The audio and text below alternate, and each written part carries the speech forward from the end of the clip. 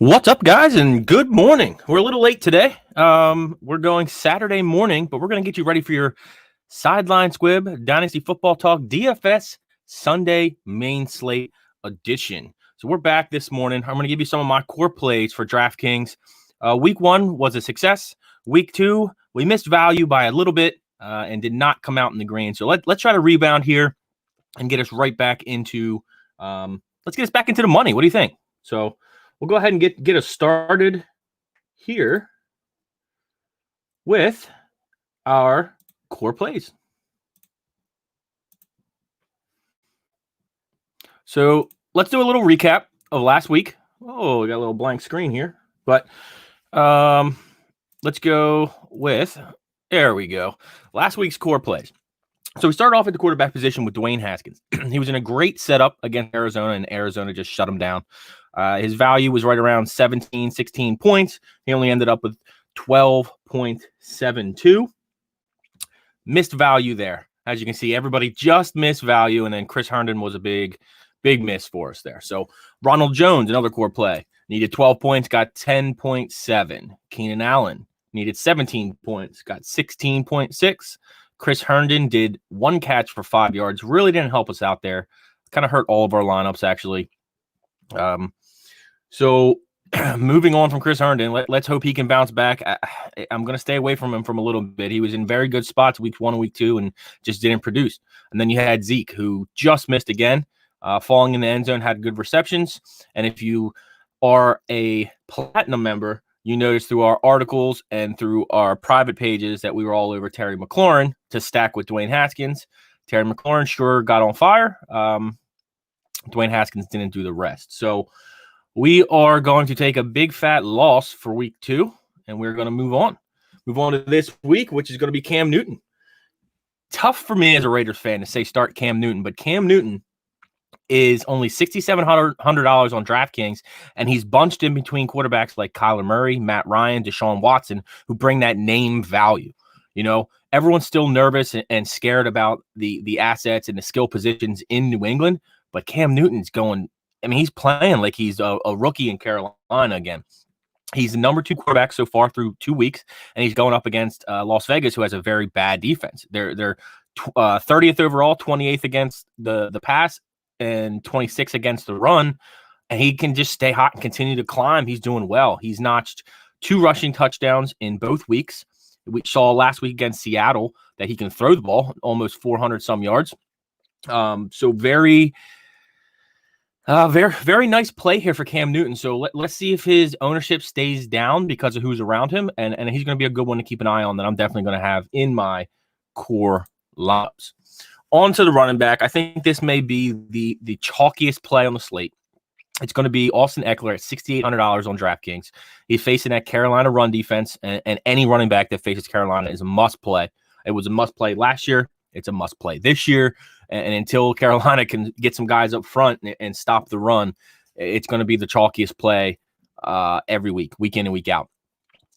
There may be some people chasing Josh Kelly for the cheaper buy just because of the bad play Carolina defense. You may find some owners out there that are going after Joshua Kelly, which could lower the ownership on Austin Ekeler.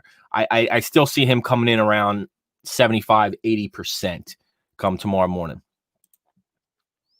All right, on to wide receiver for our core plays. $6,200 on DraftKings. You have Allen Robinson, who is absolutely not happy with the Chicago Bears and the Chicago Bears coaches and ownership, and he's came out and said it, but he's still out there playing. And that being said, Mitch Trubisky looks okay.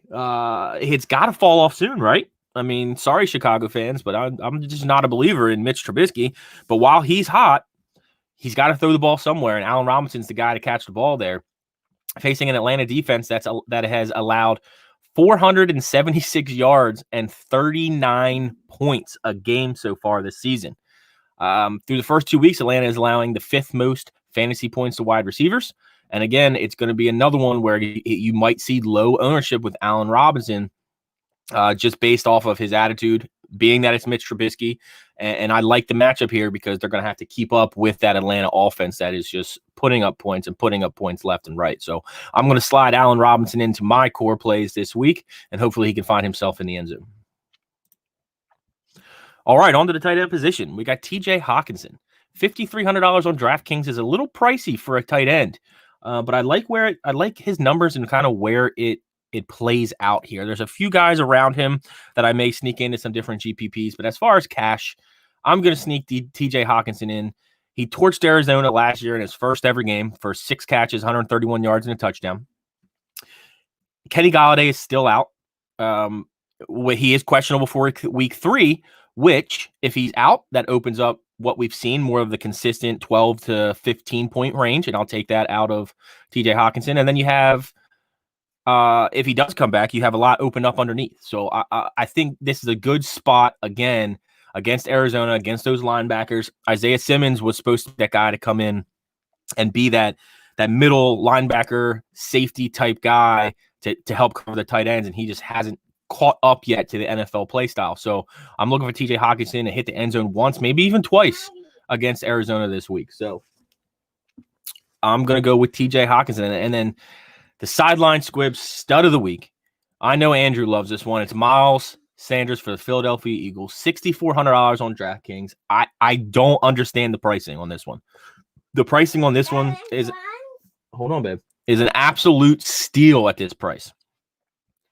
Against Cincinnati, who is allowing 185 yards a game to running backs and having a 3-down back in Miles Sanders stay under $7,000. I mean, $6,400 on DraftKings.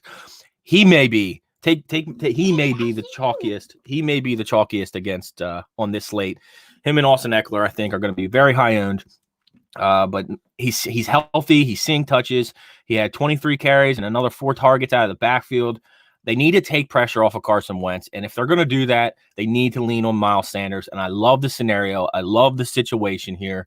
Joe Burrow's coming out firing. I think he leads the league in attempts so far through 2 weeks, which means there's going to be some mistakes or there's going to be some scoring in this one. Both have pretty bad defenses. So look for Miles Sanders. I'm either going to put a tag on this. I'm going to say Miles Sanders goes for over 35 DraftKings points. 35 DraftKings points this week. So that does it for our Sideline Squib core plays of the week for DraftKings. If you haven't, check our website out at sidelinesquib.com, and you can see all of our articles, rankings, postings, and more. And if you'd like to hang out with the Hands team and join the Sideline Squib, I'm all over the place, Platinum team, go ahead and check that out. DM us for some details and some coupons off, and we'll get you started making some money on DraftKings Live. Thank you, guys, and we'll see you next week on Sideline Squib.